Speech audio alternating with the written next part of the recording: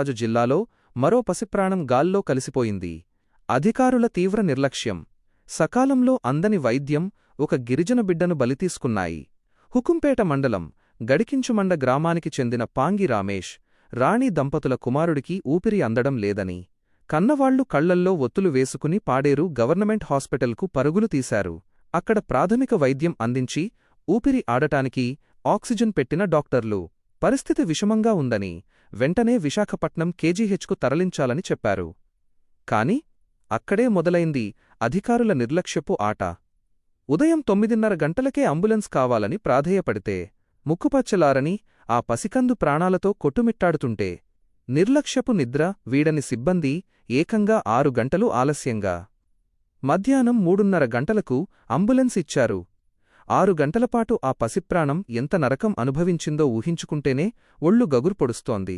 చివరకు ఊపిరి సగమే మిగిలిన ఆ బాలుడిని విశాఖ కేజీహెచ్కు తరలించినా ఫలితం లేకుండా పోయింది. చేరిన కేవలం 2 నిమిషాల్లోనే ఆ చిన్నారి కన్నుమూశాడు.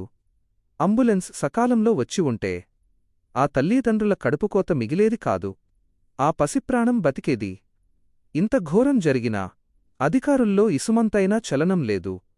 న్యాయం చెయ్యాల్సిన అధికారులు కనీసం బాధ్యతగా కూడా ప్రవర్తించలేదు సరేకదా. కన్నబిడ్డ శవాన్ని సొంత ఊరికి తీసుకెళ్లడానికి కేజీహెచ్ నుంచి కనీసం ఒక అంబులెన్స్ సదుపాయం కూడా కల్పించలేని దేవులాటలో పడిపోయింది మన వైద్య వ్యవస్థ. ఇలాంటి నిర్లక్ష్యం ఇదే మొదటిసారి కాదు. ఏజెన్సీ ప్రాంతాల్లో సమయానికి ఆక్సిజన్ అందకో, సకాలంలో అంబులెన్స్ రాకో ఎంతోమంది గిరిజన చిన్నారులు ప్రాణాలు కోల్పోతూనే ఉన్నారు.